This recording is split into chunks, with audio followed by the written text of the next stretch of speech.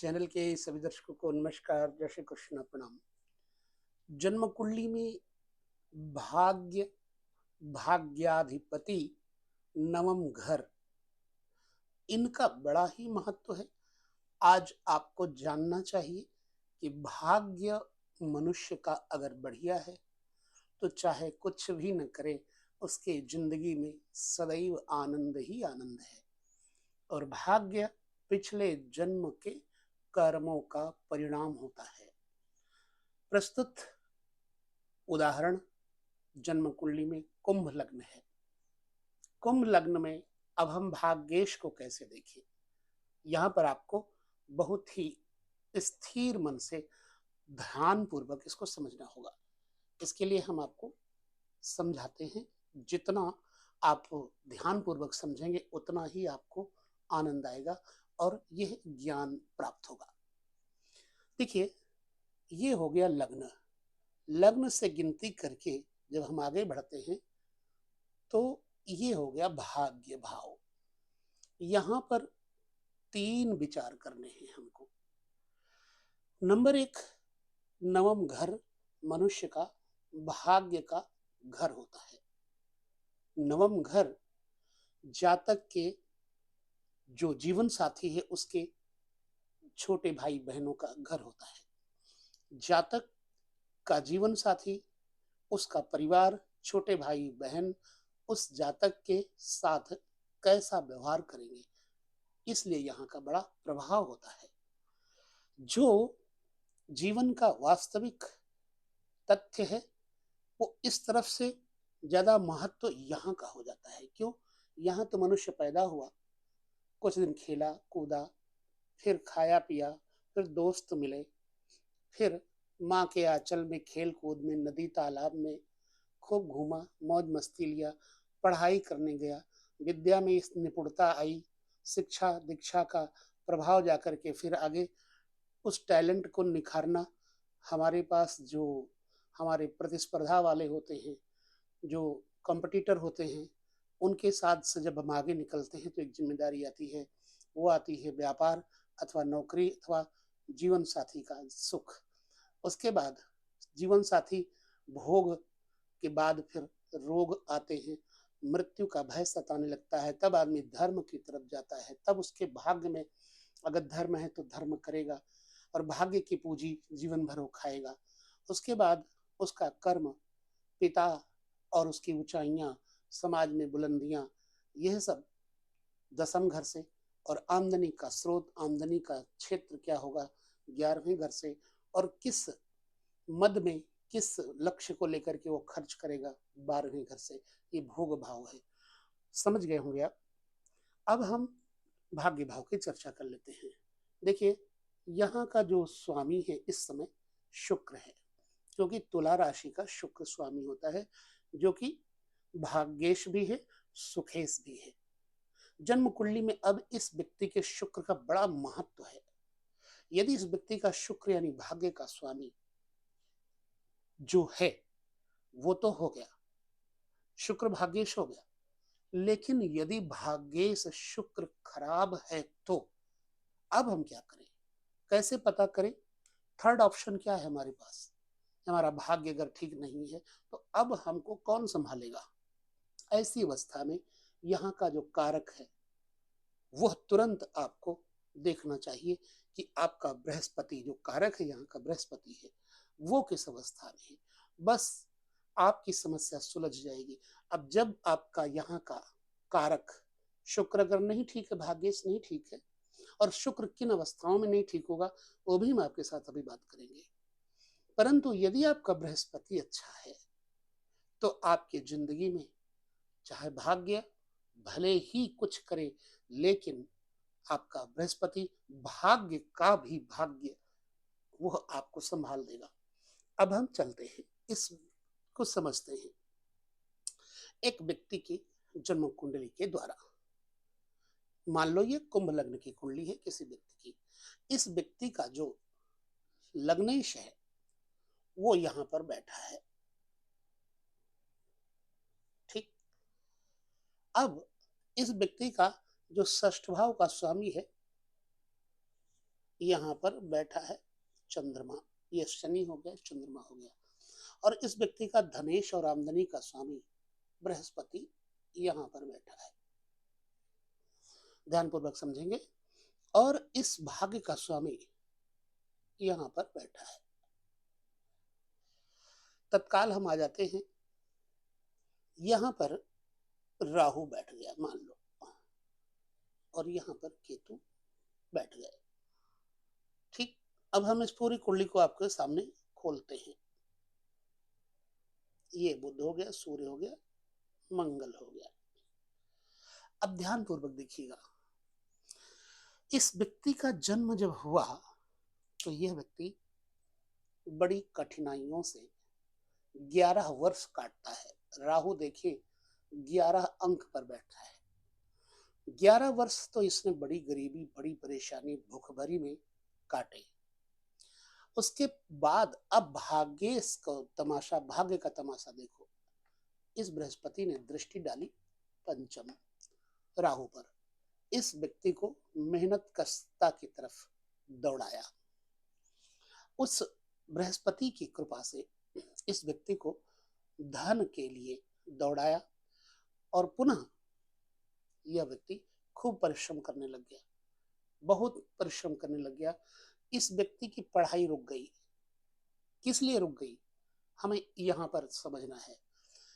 यहाँ का स्वामी भी विद्या का प्रभाव बताता है, और यहाँ का स्वामी यहाँ पर बैठा हुआ है नवम घर में। नवम घर में भाग्य भाव में बैठा हुआ है। अब शनि की दृष्टि विद्या के मालिक को देखती है। एक विद्या के मालिक को शनि देख रहे हैं, दूसरे विद्या के मालिक को फिर शनि देख रहे हैं। पंचम भाव भी विद्या है, यहाँ के बुध को शनि देख रहे हैं, प्रभावित कर रहे हैं। बचपन की पढ़ाई विद्या छीन ली इस ग्रह की अवस्था ने, ठीक है। परंतु अब चमत्कार देखो, इस बृहस्पति ने एक चीज और आगे हम समझाएंगे। यहाँ का जो स्वामी है शुक्र, और यहाँ का जो स्वामी है शुक्र, यानी भाग्येश कहाँ बैठा है, शत्रु पक्ष में बैठा हुआ है। किस राशि में है, कर्क राशि में है। और इस राशि का स्वामी चंद्रमा विष योग बना रहा है शनि के साथ बैठे हुए। अब छठे भाव रोग, कर्ज और ननिहाल पक्ष तथा शत्रु पक्ष का स्वामी चंद्रमा छोटे भाई बहनों के घर में बैठ गया। देखिए कितना प्रभाव पड़ता है।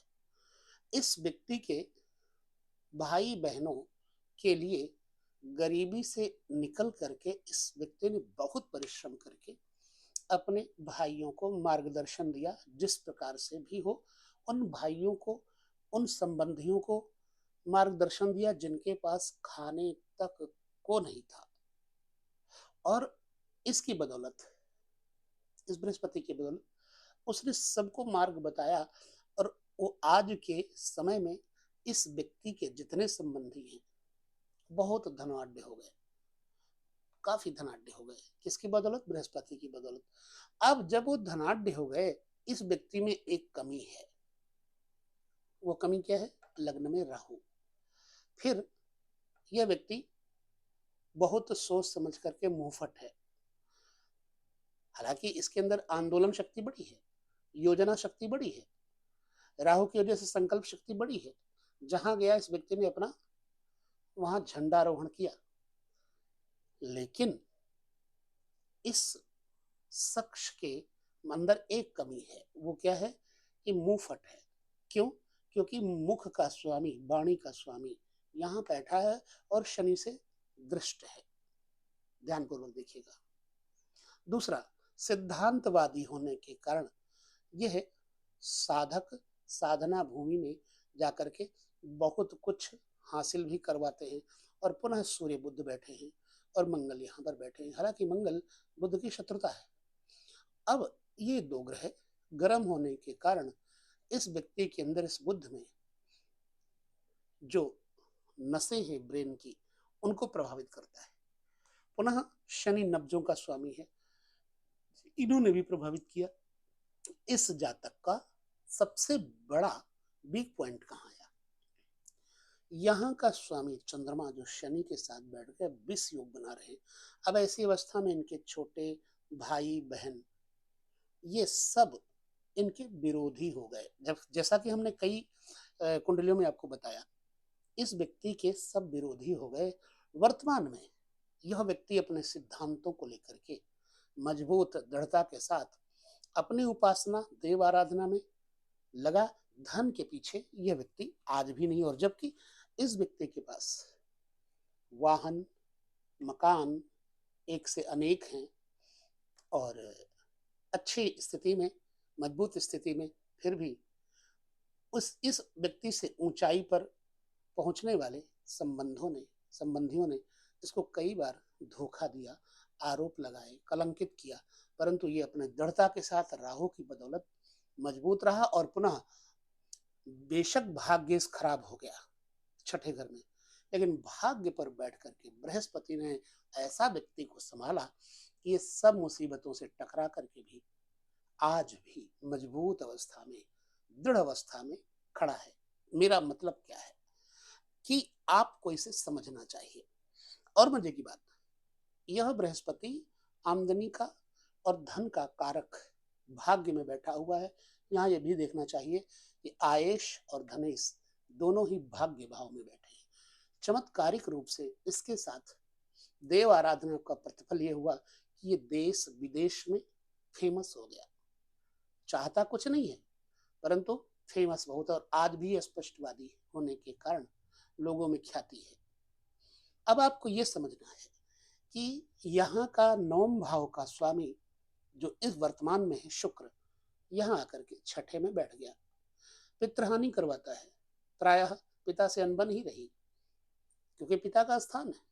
फिर पुनः मंगल बुध सूर्य, जातक पिता की अपेक्षा अधिक बुद्धिमान कुशाग्र, क्योंकि बुध और सूर्य प्रबल है, लेकिन मंगल की वजह से पिता के साथ थोड़ा मानसिकता बनी रही। एक एक पॉइंट लेते हैं।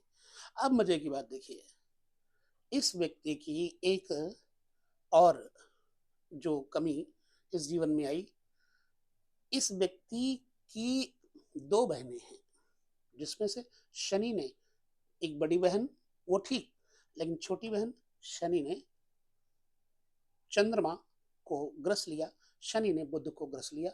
बुध बहन भी होती है, बुआ भी होती है, मौसी भी होती है, साली भी होती है। लिहाजा इस बहन के पेट में अल्सर हो गया इनकी बहन के, और वो शरीर से छोड़ के चली गई, लेकिन बहुत सुखी रही। भाव मेरा क्या है कि इस व्यक्ति को जिसने चाहा वो व्यक्ति संसार से विमुख हो गया, और जिस व्यक्तियों को इसने चाहा उस इस व्यक्ति को उन सब ने धोखा दे दिया। कारण यह यहाँ का स्वामी यहाँ है, और यहाँ का भाग्य का स्वामी शत्रु में है, और शत्रु का स्वामी पराक्रम बल पुरुषार्थ में है। अब यहाँ पर हमें यही देखना है कि जब चंद्रमा शनि के साथ कंडीशन दब जाए तो व्यक्ति का मनोबल गिराने वाले इसके भाई बंधु ही होते हैं। अब भाग्येश भी खत्म, गड़बड़ हो गया, और षष्ठेश भी गड़बड़ हो गया, लेकिन किसने संभाल लिया? बृहस्पति ने संभाल लिया।